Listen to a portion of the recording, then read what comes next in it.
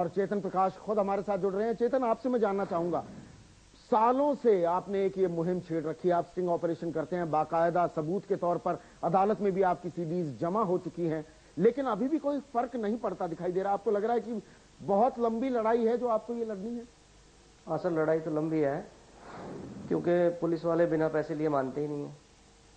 मेरा ये कहना है कि जितने लोग शराब पी के मरे हैं, क्या इनमें उन साथियों का ही मेन रोल है?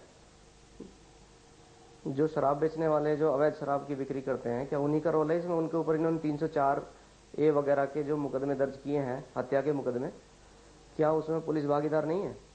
जो पुलिस वाले इनसे पैसे लेके जाते हैं, क्या उनका इसमें रोल नहीं है? जो इन्होंने SHO सस्पेंड किए हैं, डाबड़ी थाने के किए हैं पुलिस वाले, कई सस्पेंड ख्याला के किए हैं, रघुवीर नगर किए हैं, तो ये सस्पेंड करने के बाद इनको 2 महीने बाद दोबारा बुला लिया जाएगा। ये तो सब लोगों को दिखाने के लिए सिर्फ एक खाना पूर्ति की जाती है कि ताकि खाना पूर्ति की जा रही है कार्रवाई के नाम पर। हमारे साथ दिल्ली पुलिस के PRO प्रवक्ता जुड़ रहे हैं, चेतन भगत साहब हमारे साथ राजन भगत साहब हमारे साथ जुड़ रहे हैं। राजन भगत साहब, मैं आपसे जानना चाहूंगा, जो हम ये स्टिंग ऑपरेशन दिखा रहे हैं, ये ताजा स्टिंग है, किस तरह से अवैध शराब का कारोबार चल रहा है और पुलिस की एक्साइज डिपार्टमेंट की मिलीभगत है इन लोगों के साथ, आप कार्रवाई करेंगे, इनका संज्ञान लेंगे?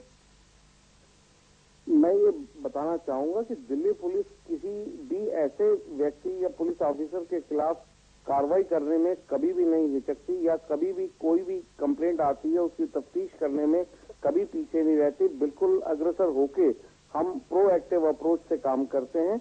जब भी कभी कोई शिकायत मिली है उस पर तुरंत कार्रवाई की गई है। लीपा पोती का तो प्रश्न ही नहीं उठता। नहीं राजन भगत साहब, यहाँ पर आरोप ये लग रहा है दिल्ली पुलिस पर कि जो छोटे कर्मचारी हैं, जो कांस्टेबल्स हैं, उनके खिलाफ आप कार्रवाई करते हैं, बड़े अधिकारी पर गाज नहीं गिरती। ऐसा है कि आप 15-20 मिनट से प्रोग्राम चला रहे हैं, मुझे 2 मिनट का समय दें तो मैं पूरी बात कहूंगा। अगर आप बीच में टोकना चाहते हैं तो आपकी इच्छा है। जी जारी रखिए। मैं ये बताना चाहता हूं कि ये दिल्ली पुलिस की तरफ से जितने भी स्टिंग ऑपरेशन में मिले हों, चाहे हमारे विजिलेंस इंक्वायरी में मिले हों, चाहे किसी प्राइवेट कंप्लेंट से मिले हों, कभी भी कार्रवाई करने में दिल्ली पुलिस पीछे नहीं रही है, कभी लीपा पोती नहीं की, हमेशा डिपार्टमेंटल एक्शन लिया जाता है। दिल्ली पुलिस एक वो महकमा है जो पूरी गवर्नमेंट डिपार्टमेंट्स में सबसे ज्यादा अपने एम्प्लॉइज को अगर पनिशमेंट किया होगा तो ये पूरा रिकॉर्ड है। राजन भगत साहब, अवैध शराब को लेकर क्या किसी ACP, किसी DCP के खिलाफ कार्रवाई की है?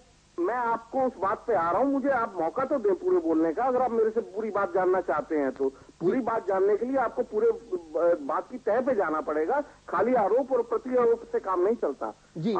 आपको मैं ये बताना चाहता हूं कि इस कारोबार के अंदर जो आप स्टिंग कर रहे हैं और जो बात कर रहे हैं, इसके 2 पहलू हैं। एक पहलू तो वो है जो कि पड़ोसी राज्यों से तस्करी करके शराब ला के बेची जाती है, जिसमें एक्साइज का अवेजन होता है, एक्साइज टैक्स का अवेजन होता है। दूसरी चीज वो है जिसके अंदर अडल्ट्रेशन की गई है और कोई ऐसी चीज नकली बना के उसको पैक करके बेची गई। दोनों अलग अलग विषय हैं, दोनों की गंभीरता अलग अलग है।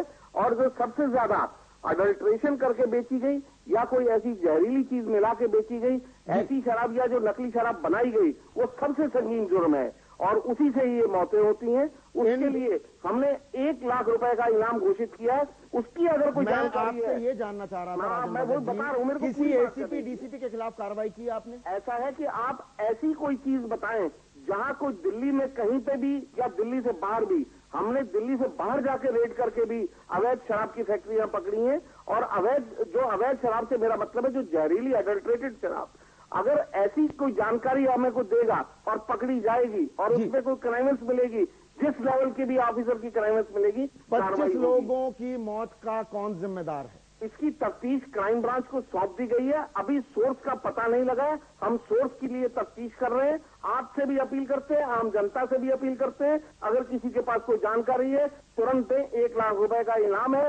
इसके अलावा 1 लाख रुपए का इनाम देने के अलावा क्या कार्रवाई करेंगे? क्राइम ब्रांच की बात कर रहे हैं, क्राइम ब्रांच के लोग भी इसमें मिले हुए हैं, ये हमारा स्टिंग दिखा रहा है राजन भगत साहब। ऐसा है कि आप वो ऐसी कोई भविष्यवाणी या प्रीडिक्शन एडिक्शन की बात क्यों कर रहे हैं? हम भविष्यवाणी नहीं कर रहे हैं, हम बिल्कुल खाले सत्य दिखा रहे हैं किस तरह की मिलीभगत है, किस तरह का। इसमें एक्साइज अवेजन की बात है, मैं बात कर रहा हूं अडल्ट्रेटेड शराब की। बिल्कुल, अडल्ट्रेटेड शराब कैसे आ रही है राजधानी दिल्ली में? क्या दिल्ली पुलिस नाकाम है इस कारोबार को रोकने में? क्या आप अपनी नाकामी का इजहार कर रहे हैं?